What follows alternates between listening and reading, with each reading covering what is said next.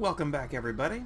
I figured with the addition of a new microphone and some fun antics during a bit of play that I did without recording earlier, I figured it'd be a good opportunity to tell you a story. A story of two Kestrels. Yeah, so I'm going to give up on that really quick here, just to actually tell you the story instead of trying to sound like some old-winded old fart. Trying to tell you a story in an annoying voice. Right, so here's what happened. I decided that I wanted to expand my map, and you can see here that I did eventually succeed. There's a whole bunch of new systems down here at the bottom. That's a pretty busy map now.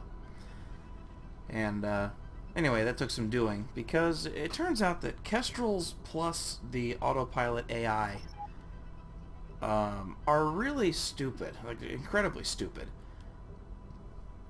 So what ended up happening is at first I bought just one Kestrel. Decided I was going to use him for scouting and mapping of these sectors and all that good stuff. And that worked okay for one sector. Then I had him follow me, and I started to fly through a gate.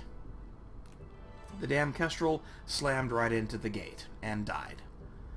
So, realizing that I was dealing with tissue paper with dumb AI, I ended up buying a fleet of 10 of them. Notice that there's only 1, 2, 3, 4, 5, 6, 7, 8, 9 of them left. A second one self-destructed himself by flying straight into a trading station when he was docking. And this was without CETA. That impressed me. So the rule here is only let Kestrels do stuff out of system. Don't ever let them play like rabid wolverines or crazy dogs in the same sector where you're hanging out, because it's just going to lead you to pain and suffering and cost you a bit of money. So anyway, that amused me a little bit. So this whole episode is not just about my two stupid Kestrels being stupid. I wanted to do a brief flyby of the new complex that I've set up in Heron's Nebula. I've currently forgotten whether I actually showed this in the last episode that I posted, and I'm too lazy to go look it up, so I'm going to assume I didn't show you. Sorry. And so here's what we're looking at here. Just a big pile. Complex hub Shut up. Alpha. Just a big pile of stuff. A whole bunch of chip plants, a couple ore mines, 4 solar power plants, the stuff to keep them going, crystal fabs, and that's really it. So this thing is producing way more energy than it's using, so I could manufacture a whole metric ton, I censored myself there, of Taladianium or something like that. So there's tons of room to expand here, but for now, I'm happy with this arrangement. I've also gone to the trouble of setting up equipment docks both here and in Aquila's beacon, with a ship ferrying back and forth between the two, delivering new wares to the equipment docks as they get bought. And now I've set these stations not to trade with other races, so that means nobody can park there but me.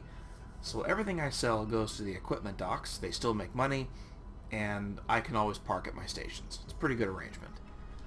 So, yeah, I recommend making that settings change if you're going to do that yourself. So I figure, probably not this episode, but the next one, we will begin the process of building the fleet, the actual assault fleet. Got to build, a defensive mechanism here, because I'm actually going to be... Oh, let's do a flyby, that'll be cool. So I'm planning on building a station in pirate border territory. I'll show you where that is. Man, this game is cool looking. Sorry, just had to do that. It was fun. Anyway, way down here, there are actually 2 systems that have some harvestable ores and silicon, but Guns Crusade is actually the best candidate. It has a silicon yield with a 72 yield to it, and that's just crazy high. And silicon yield 40 on another one. And some pretty good yield on really all of the silicon in the system, and some pretty damn good ore yields too. There's a 32, 21, a bunch of 18s, a 27, a 25, so we can really set up a good manufacturing concern there. And I actually think... Oh, it's guns, isn't it? It's 150% sun, too, so we can get decent performance out of the solar plant. So that'll be something that we will get started on in the next... probably the next episode. Just I'll build the stations up and start putting some patrol and security there. Probably a few Boreas, because those are just really fun ships. So that leaves the question, what the hell else do we do with ourselves? We've got all sorts of stations doing their thing. Got an army of Kestrels not doing very much. And all those satellites doing nothing. Laser towers in defense mode. I think what we can do is go poke this Kestrel who's hanging out in Empire's Edge and have him fly to the next system, and I'll demonstrate how I'm using these to scout. A little change of pace here from the usual Empire building. Alright, so I'm going to have him... He's in Empire's Edge right here. I'm going to turn him loose on the system to the east, and to do that we actually can just set him to fly through a gate, because we notice we don't actually have a system here yet. We don't know the name or anything. We know the name, but it's just not on the map. So we fly through the east gate. Accepted. That's a very small system, and CETA helps, and these are very fast ships, so yeah. Now we have Duke's Domain on the map. Now to map out one of these systems, I like to... I mean, they move to the center or close to it by default when you try to set up a sector scan or map. But it's better just to use navigate to position or to coordinates and punch in all zeros. Command accepted. This way you know he's going to go dead center, and you know what, there's not even anything to map here. That's just too funny. I'm going to have him do it anyway just to make sure, because some of these systems have a tendency of hiding stuff. So let's have him map the sector. Duke's Domain's where he's parked.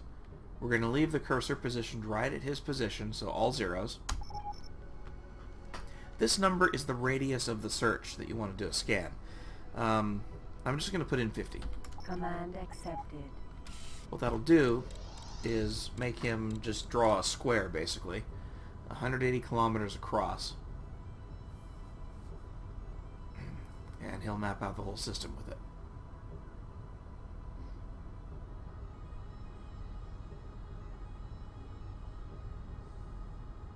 Kind of cool, actually.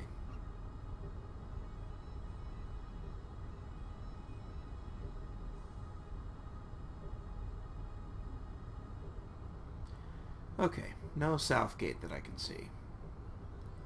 This may not be a system where they actually have that stuff, I don't remember. But, so anyway, that's it for mapping a system with no asteroids in it. So I think the next choice will be to... Oh, I don't know. I think we have... Right, we already have that mapped. So let's go to Duke's Domain. Oh, wait. We're already there. Oh, son of a... Can't believe I did that. Okay. Try again. Alright, fly through this gate, buddy. Go north. Command accepted. With this new mic, I have to remember not to bang on the keyboard because it picks up everything. I'm very impressed with this thing so far. And it wasn't that expensive. This is a Blue Microphones Snowball. It's a very big, bulky looking thing. Big round ball. Almost 3 pounds. Very solid beast. And I'm pretty impressed. Where the hell? Ah, okay. Alright, same deal. We're going to move him to 0, 0. Command All zeros, accepted. rather. And we're going to see if there's anything at all in the system worth looking at.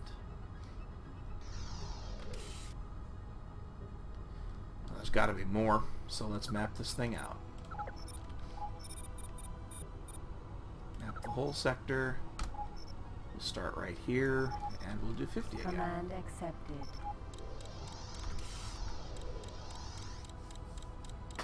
I don't remember this being a dead end. There we go. There's another gate.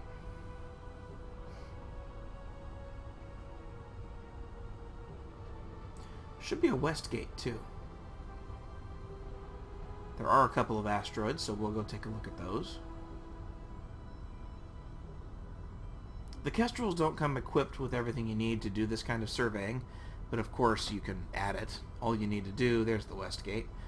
All you have to do is equip the mineral scanner and jump drive and then the navigation command upgrades. And that's it.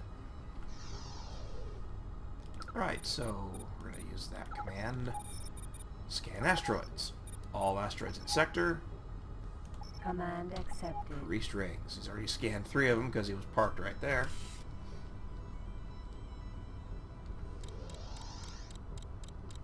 Yeah, nothing really interesting there. And so you just kind of repeat this every time you're curious what's around you every few sectors. You just fire up 1 or 2 of these guys and send them off mapping different systems. The other cool part about this is you learn what they're trading, what these different stations are offering. This trading dock has nothing useful anyway. Let's go. What was in Duke's domain? Lots of stuff. Just a trading dock though, nothing good. There was an equipment dock here, so there were a bunch of missiles and a bunch of upgrades, that sort of stuff. But I mean, you get the idea. You fly around and you keep exploring stuff. That's all you're doing. Good way to expand your map though without risking your own skin and the ship you're flying. In case you run into something hostile, these things can run really fast and you don't have to worry about having a dogfight or that sort of thing. And if you lose one, it's not really that expensive. Now here's Paranid Prime. This is another small system, but lots of cool stuff in it. There's a shipyard, I think there's a shipyard. Shipyard, equipment dock, all that good stuff.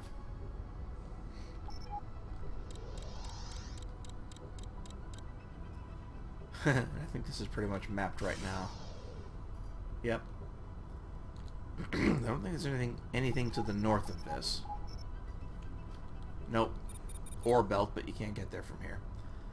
Alright, so, yeah, that's about it. There is one place I need to send this guy, though. This is going to be too funny. Assuming I haven't pissed off the other pirate faction. I forget their name. I don't think I have. We're going to go look through Savage Spur, which is a Westgate jump from Empire's Edge. Command accepted.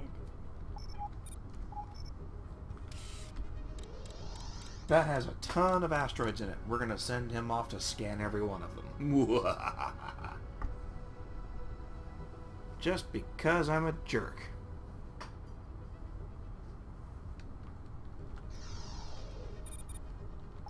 In case you're wondering, there's not really a whole lot of system building or station building or fleet building in this episode. I'm just kind of showing some miscellaneous things and being a bit repetitious. I apologize for that. Command accepted. But it's helpful to get all this stuff mapped out.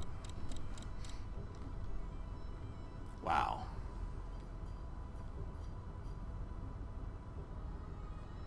Wow, man, that's a lot of asteroids. I don't think that's all of them either.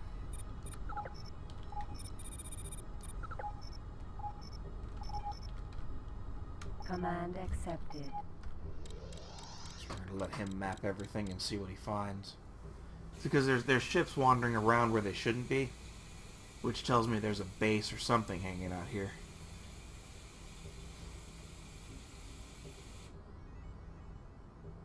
Yeah, there's a bunch of new asteroids. Yaki, that's the name.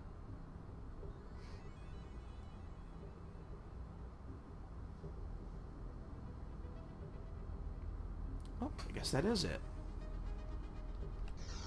Those must be patrols. Okay, so going to scan all the asteroids in this sector. This will take a little bit of time. Command accepted. Look at all those roids.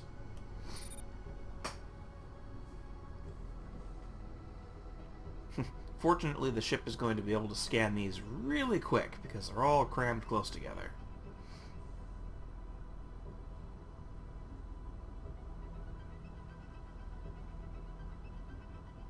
It's like watching a Kino board light up.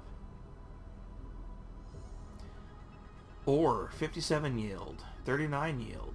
That's pretty good. 29, 29, 29.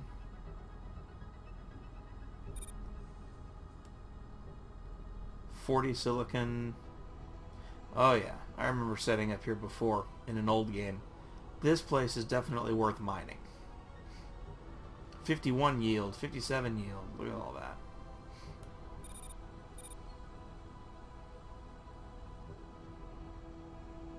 This is where having a fleet of Kestrels is really helpful to do this kind of scouting for you. So, that's the general gist of it. And I think that gets everything up to speed since the last playthrough. I actually tried to record a longer episode earlier today, before the mic arrived, actually, and the dumbass computer managed to screw up the recording so that it recorded the wrong window. So it wasn't showing the game at all. It was showing a paused media player, and I was watching the Total Biscuit and Jesse Cox play Terraria playthrough, and hilarious stuff, but it was paused, so there was no point in recording an hour of it. So, bummer. Anyway, I think I'll leave that for now. Uh-oh. Hopefully my Kestrel can outrun these jerks. But anyway, yeah, I'll wrap up the episode here, and I'll get some planning done before I do the next one so that I'll have a bit more focused idea of what to do. I did want to show some of this kind of pedestrian stuff just to kind of get it out of the way. Let's see if he gets attacked here. This should be interesting. I don't think they're interested in him. Nope, he ran. That's funny. Or that, or he's going to go park. But anyway, you can see here that there's a ton of asteroids that are worth mining. This sector actually is really the perfect use case for the complex cleaner script, which does mark your game modified, but it lets you condense all of the stations in a system into one giant box. And it's really good for your frame rate. It's really neat to see all the asteroids just suddenly disappear, boonk, and end up in a big cube thing. It's almost like a Borg ship, actually, but it looks different enough. But anyway, so that's it for this episode. Give me a few days to get the next one lined up and recorded. Until then, have fun flying through your X3 universe, and I will see you then. Take care, everybody.